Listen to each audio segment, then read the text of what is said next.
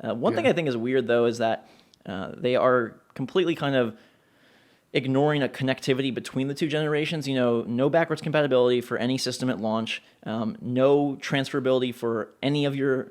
We haven't heard from Sony, but Microsoft said no transferability for Xbox Live Arcade games, and that just. I know that it's come to be expected in this day and age that you can transfer things over, and it wasn't previously, but it feels a little odd that there's no. Like, you can transfer over your profile, like that's great, your gamer score great, but why can't my games? I guess it's strictly an architecture thing, but it is a little bit of a bummer that they don't. For me personally, it doesn't bother me because I have an Xbox next to it, so I just right.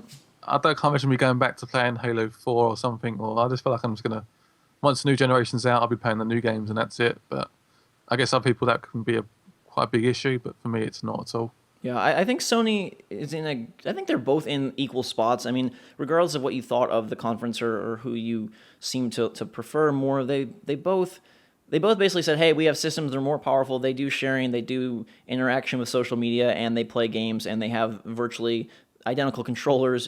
Some improvements, and it's a box that is going to do a lot of things more akin to a PC. And for me, it's going to come down to strictly who makes the better games, and is there going to be any feature that is worth purchasing one over the other? I would say right now, no. I think that everything is going to be such a tertiary difference that more and more I feel like these boxes are going to be virtual copies of each other. Yeah, it was almost exactly the same sort of apps, Netflix, still will be the same sort of stuff you're going to get. It's going to be like a major, I think what they're trying to do, they're trying to spot like a very small gap within the market, like NFL or whatever, or Madden. And just trying to focus purely on trying to get that little market to come over to Xbox, but I can't really see how it's going to help them, to be honest. They have to focus on the games and making the system as good as possible. The only thing I feel perhaps Xbox has sort of rushed development a bit. It feels like the games, they just didn't show anything to me that in that conference at all, and no gameplay. Nothing prepared, which is weird. Yeah. They've had, they had a 3-month delay on Sony where they could have really done something big. I guess it's just all marketing and strategy and internal stuff. At E3, we'll see how long they've really been working on stuff. I mean, if there is a serious gap between where the Xbox One games are at versus PlayStation 4, then there's I guess a reason to worry. But maybe it's all just positioning and where they're going to go with things. Did you see that they said also that there no longer will be Xbox Live Arcade, no distinguishing stores or tabs between indie games, Xbox Live Arcade games, or retail games? It's all just going to be games under the same storefront and the same tab. Is that going to be not for us, perhaps more for like the mainstream audience, where perhaps they get a little bit more confused, like is indie titles, what are they, and what's arcade and stuff? Just call it just games. Is that for them, do you think? I don't know. I would assume it's to encourage more sales for everybody. So there's no like, oh god, this is an Xbox Live Arcade game. It's not as valuable or not as good. But at the same time, you're going to see like, oh, this one's $25 and this one's $60. So you're going to know that there's a difference, and it just makes me wonder what's their downloadable strategy going to be? Are they still going to have a weekly quote arcade release? They just don't call it that, or are they trying to appease developers to make it seem, because the big thing has been, Sony is so indie friendly, they're so developer friendly, and Microsoft has kind of been a walled garden, closed off, and a little bit sort of nasty almost to indies. So maybe it's a push to say, we have your games will be invited into the same storefront as Halo 5. I can't really. I think that's actually a negative. I think it's going to get lost almost in like, say you release your game like the same week as Call of Duty, your game's going to get lost, but DLC comes out. Your game just won't appear anywhere. It'll just be in the list of games. So I don't know. I found it incredibly weird as well. They were talking to, I believe, Phil Harrison. He was saying, we'll still promote the games. We'll still have, the featured spot of, this new downloadable release. We're just not going to have the tabs for Xbox Live Arcade or the tabs for Xbox Live indie games, which, I tend to agree with you that it doesn't make much sense. But if you look at something like Steam, for example, they do group everything together. There's no distinguishing factor between, playing Metro Last Light on Steam or playing Ruse on Steam or some tiny indie game. It's all in there in the same thing, and games don't seem to get lost there, so perhaps it won't be a problem. So, yeah. I mean, I feel Harrison, his comments afterwards have confused me endlessly. Like, because 1 minute he's saying something, and then Major Nelson's saying something completely different, and then it's just like what is happening with like pre-owned titles? What's happening with trade-ins? What's happening with friends and stuff? What's happening with So many issues, just confusing. The conference is what it is, and it's targeted who it is. But I feel like their biggest blunder was not having a solid line of messaging. Like it seemed like different employees were all saying different things or didn't know what they could or couldn't. Like you're going to reveal this stuff. People are asking the questions. Don't look stupid. Just tell them the truth and get on with it. Unless they don't have it defined, and that's what came off maybe more than anything. Like they're not really established. And Sony kind of did a similar thing when they talked about Gaikai and backwards compatibility. They left it pretty airy-fairy about how they're handling used games, how they're handling streaming this stuff in. But yeah, there's a different story every time. How do you feel about that? We know for sure that the games are going to be installed on the hard drive and tied to your account. That is set in stone. Yeah. So as soon as you put your game in, you got to install it to the console. Which again, I'm not sure that. For me, one of the benefits of having a console is the fact that you put the game in and you play it out the back. You have to sit there for like 2 hours waiting. Maybe it just feels a bit. You can't like preload it or anything, so it's even going against PC almost. It's almost like losing against that. So you got to wait for like half an hour for it to install. They did say that you will be able to play the games as soon as they start installing. I believe that you'll be able to get into them right away. So yeah, it's just even, and then they give you like 500 gigabytes, thinking, oh my god, it's lots of space. But say we buy 30 games a year or something, it's going to fill quite quick. Yeah, I mean, there is the USB 3.0 for expandable storage, which helps. I mean, I personally, for me, in my gaming habits, like I like the idea, hey, I can install it and then put the disc back on the shelf, and I don't have to worry about it. I know that swapping is like a very simple task, but just to not have to have all those boxes and discs. I mean, for my lifestyle, recording games, I don't know about you, but I have like literally 15 discs on my desk. It's a tongue twister. Yeah, just... And... so that will save me some hassle, I guess. But what I've heard also is that not only was this a move to protect against piracy, but also a move in order to expand upon the storage of the how much they can put on the disc, because apparently they can't read all that memory, all that data off of a Blu-ray fast enough that they have to install. That's why PlayStation 3 has to install some games, and that's why it's sort of like a technical thing that it's going to be mandatory to install these games in order for them to perform at the pace they need to work at. Yeah, I mean, it does make perfect sense. I guess that I just worried that it being on the Blu-ray is going to be like 12 gigabytes of memory trucked onto the system, and then I don't know, it's going to fill up quite quick. Could be huge, and it's interesting that they kind of created this problem for themselves of like, oh, we're going to activate the games on your system, and then you can't transfer them. But really, it helps them so much because it does.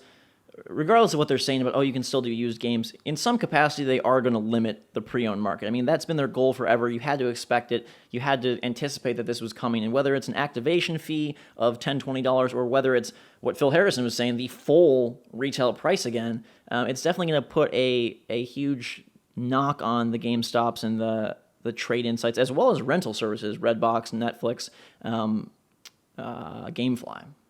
Yeah, I mean, are they tying the game to your Xbox Live account, or is it to the actual hard drive itself? And everybody made that clear, have they? It's tied to the account, I believe, because they did make mention that, oh, you can, they're being very careful. It's such market speak of like, oh, you can take the game to your friend's house and log into your account. But I think as soon as someone wants to play on a different account, if they want it to be, play online against you or do anything like that, they're going to have to buy the game. And while they did say that you will be able to trade/sell the games in some capacity, it did not sound like typical means. It didn't sound like, oh, take your disc into GameStop and leave with some cash. It sounded like some strange transfer of the activation, almost like they're going to have an online system where you could, and I think this is something that Steam has been thinking about, or they have to be thinking about for years, of like, what if you're done with BioShock Infinite and you want to get some value out of your Steam license for that? Could you sell it in a marketplace for $10, or could you get back some credit to the Steam store, or in this case to the Xbox One store? What do you think about that?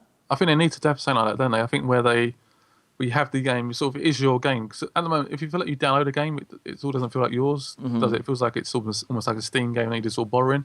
So I think that the trade system would work quite well. But again, they pretty like screw over on the price when they like, oh, here's $5 for like BioShock Infinite. Well, it allows them to control it to their liking, as opposed to I mean, what's also weird is this just changes a lot. It's not the total download feature that some people have talked about. I'm assuming that every retail game will be downloadable on both PS4 and Xbox One, but it just screws with some typical tendencies of people. Like, you're not going to be able to eBay games, it sounds like. You're not going to be able to walk into GameStop with a huge haul and trade it in for something new. So how that reorients people's habits will be interesting to see. I mean, from what I've heard, I hear so many different things though, so I don't take this for fact, but say your mate wants to play the game, you have to actually pay the whole value of the game to actually play it. Right. So you can actually use the same disc, but you have to like pay it, and then obviously you got to pay for the whole game again, which I thought then that's gonna be. I mean, how much they charge for that?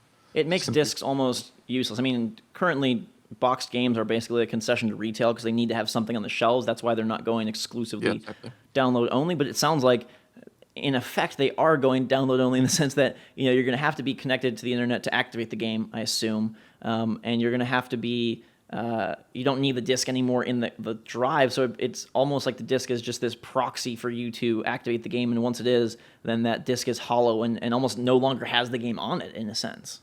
Yeah, so it's basically like now you buy a PC game, it'll be on a disc, but then obviously after that you don't need it anymore. Right. Pretty much to go for that market, aren't they? Very similar to Steam, and I was surprised by some of the vitriol and some of the negative hate, especially on this pre-owned / activation front, just because Steam has been around for years now, and that's exactly how they do it. You can't resell your Steam games. You can't transfer those licenses. You can't. But no one complains about that. No one goes like, "Oh, I hate Valve for doing this. They're so anti-consumer." I mean, at the time they did, but now it's all mellowed out, and everyone's like, "Oh, Steam sales amazing." Right. But it's just, yeah. I mean, at the time, everyone was like, "Oh my god, this is a joke." Right. It's kind This of is a bad direction. brushed Now over. everyone's Steam's the heaven sort of thing. But And one thing I did hear from a quote from a Microsoft exec was that this is the part of E3 that nobody wants to hear, so they got out of the way, and that could serve them nicely. It could serve both consoles nicely because they will, I think, focus entirely on the cool parts of the systems and then maybe ride a nice wave of momentum, like get all this crap out of the way.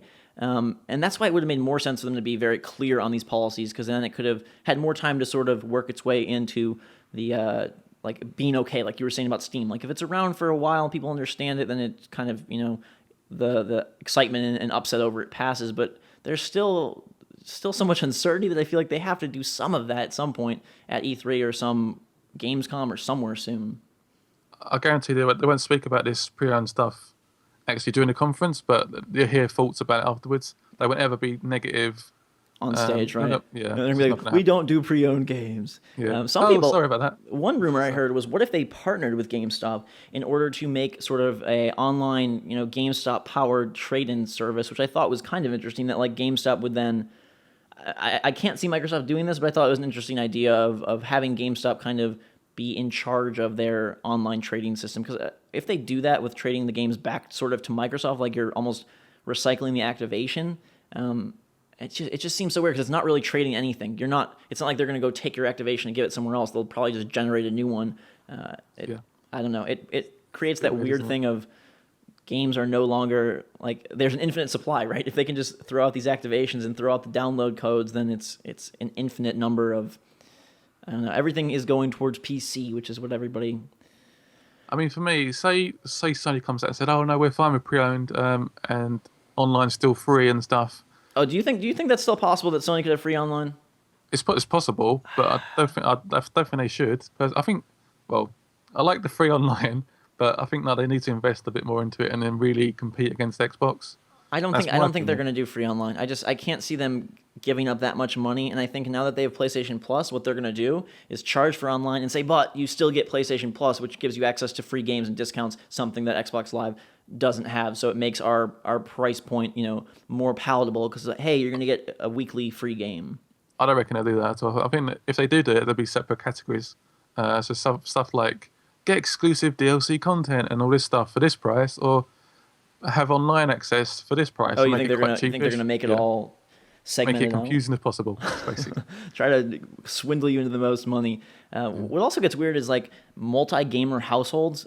So, for example, for me, if me and my brother both want to play on my Xbox One, is he going to have to be on my account constantly? Again, this whole disc swapping thing just gets really, really messy. I don't know. That's the part about it I don't really like is the disc swapping part. I don't mind the pre-owned games sort of push against that. I just don't like the fact that it's going to get all goofy with accounts and what you're going to do. I mean, do you remember, I don't know if you've ever done this, but back when PlayStation 3 first came out, there was a sort of a way that you could share your login information and then have people re-download PlayStation Network titles onto their console and basically get them Oh, for I free. never done that at all. No, never. Okay, No, I used to do it all the time, like yeah, with your mates, and you buy one game and then share the price. exactly. That's what I Yeah, would do too. When the system, especially when it first came out, if there was a $20 arcade game, you'd split it between 4 people, each yeah. pay $5, and then everyone would get it. And I wonder if there has to be some method of gamer tag recovery, right? So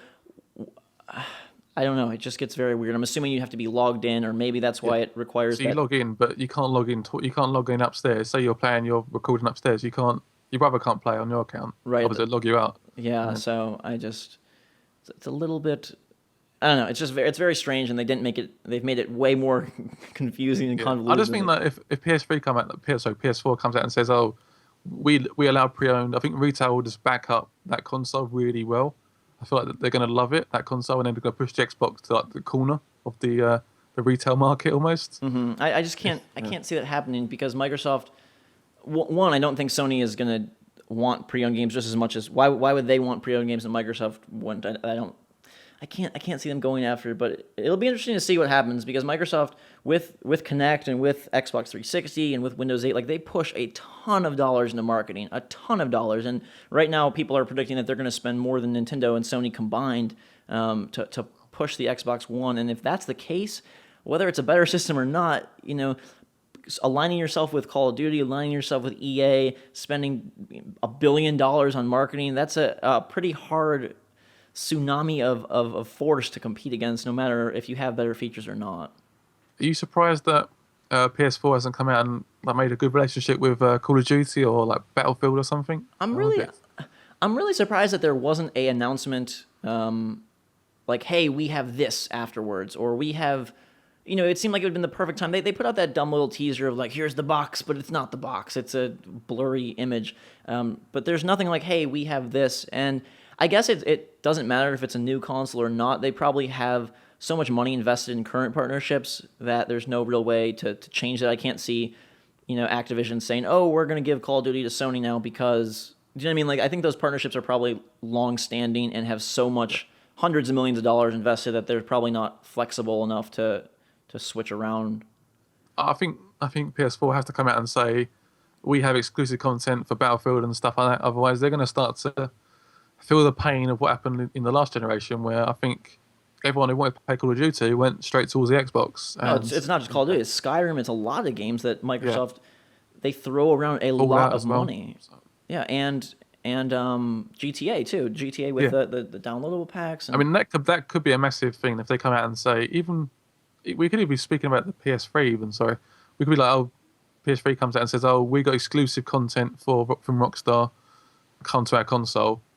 Exclusive game maybe as well. Who knows? There's been rumors about that for ages. right. They do need to do something, and they tried to do a few the last couple of years. There was weird DLC partnerships, or like, oh, with Dead Space 3, you get Dead Space 1. Some interesting things that Sony tried to do, but I don't think that those sort of in the box features do much unless it affects the direct game or oh, we have DLC first or we have this game first or something like that. I mean, they tried to do it with Battlefield 3, didn't they? They're like, oh, we got a week early. It's like, okay, no one's even going to notice that. Right. It's just a bit pointless. But I think the money gap is going to play a role again. I'm not saying that the Xbox One is going to be significantly more worthwhile, but just at least in the States, I feel like Microsoft will invest more money in promoting this thing. It was, based on what I've heard and read, that they're going to really go all out, and it'll be interesting to see how it does in Europe. If Sony just crushes in your homeland again or not.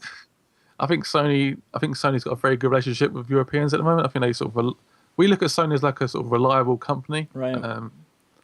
where we look at Microsoft a bit negatively at the moment. With Oh like yeah, Windows and their stuff. their main features, the TV stuff, is not even available in Europe at launch at all. Yeah, exactly. That's a bit. I don't understand that. Half the conference, I was like confused. Right. I was like, this is not any relevant to me at all. But I think the strangest part of it all is that the homeland of games where it was used to be most important, Japan, is like nobody seems to care anymore. Like there's none of these companies, Nintendo. I mean, Nintendo is probably the most concerned with the Japanese market, but Microsoft and Sony, at least at these conferences, were both like, hey, we're an American European focused company with American European people on stage, and we make games for you guys, which I thought was just it's all it comes interesting. down to The money, shift. doesn't it? I mean, half, basically the whole world is not a Japanese. Right. So Japanese is a very small country, but yeah. It's a smart shift. I don't know. I think it'll be very interesting to see how we feel about this stuff after E3. My fingers are crossed that we are like, oh my god, both systems are awesome. Because like I always say, I just want awesome games, and if they can, Exactly. they can be for PlayStation or Xbox or even Wii U, I'm super happy. Let's wrap this up with one game for each system that you're really hoping to see at E3 or that you think they could release. I will kick it off by saying Rare supposedly has an IP. Historic IP for Xbox One, an exclusive launch title, and if that could be Banjo 3, I would forgive all of their previous blunders. I love how I said it was a legendary title. I was like a bit like a bit confused by that statement. It was like, is that a legendary title? Oh, I don't know. I mean, it's either Perfect Dark. Most people are predicting Perfect Dark, another shooter, or Killer Instinct. Neither of which gets me excited at all. But if they did do something crazy and make a Banjo 3, although knowing Rare with Kinect Sports, they'd probably screw it up and make some gross, you're the bear, run around and move your arms and jump like, gosh, I still am Using the dreading Kinect. Kinect. We didn't even talk about Kinect, which is odd, but I still have zero interest in that whatsoever. I mean, what was that game I showed you earlier? I can't remember the name of it now. Rise, That's RYSE. yeah. That's just been announced. That's like breaking news for you guys, but that's basically just been announced for the Xbox and Kinect, which is interesting. It's a medieval fighting game, like a Roman, like 300 style. This is Sparta, like fight. They're gonna have you swing your arms like a sword, and to me that's just so goofy, and I don't know who wants that, but. Isn't it proven that Kinect kind of flopped? Like after the first wave of games, nothing was there. It's just gonna be dance. Basically, what the launch titles are gonna be is gonna be a sports title, a dance game, FIFA, Madden, perhaps some other game. I can't think of what other game is gonna come, but that's gonna I be just like don't the understand. Xbox lineup. Like the Wii has sort of faded out of popular good faith. The Kinect kind of disappeared. The Move was like never even there. So why there's even this initiative towards those things? I guess it's somehow, they focus test stuff and people love that, but it can sense your heartbeat. There's 13 trillionth of a second response. Like, I don't really care. And again, they're assuming that you're playing this game in like this giant, modern living room where you have nothing in it except 30 feet of space. It's a weird, yet again, a weird focus for Microsoft. I mean, for someone like me, my room's not small, but I can't play Kinect in this room at all. It's completely useless to me. And I understand you have to have it connected all the time to be like a functional system, pretty much. Mm-hmm. Makes no sense to me because it doesn't. I look at that every time I hear Kinect, I sort of phase out. It's like I don't care. It's not a gamer thing. Again, it's like people like us who are, love video games and have for a very long time. I don't think any of them enjoy any product that's available, for Kinect or for Move. It's just, I don't know. It's a weird. It's weird. Someone somewhere must really love it because they wouldn't be spending boatloads of money on it and requiring it to be connected. What do you think about the Xbox On? There's been some goofy stories on like, can people just walk into the room and shut down the game? Does it cue into your voice? Only your voice, or like how? I don't know how that would work. Is it just I think it's go purely by it can't be voice recognition as well. I don't know. I guess they have to, won't they? For each account, maybe. I don't know how that works. You have to like set say a certain amount of words when you turn the console on. I don't know. I don't think it's that great of a feature saying Xbox On. Like I can press the guide button for 2 seconds, no problem. But having like this Xbox On, Xbox TV, it just seems like if it's not 100% perfect, they're going to run into some weird issues. If it's constantly listening to you. Apparently, it needs to be connected all the time. And what if I'm recording to my heartbeat when I'm dying or something? Especially for us recording games. Like, what if we're talking about something like, oh, this is one of the best Xbox games, and then it shifts to something like what? Yeah, it's going to be odd. It sort of misleads you, like Xbox. Oh, Xbox, you sound like a game, and it just turns off. It's like, what? No. So, what was like that? A live stream or something?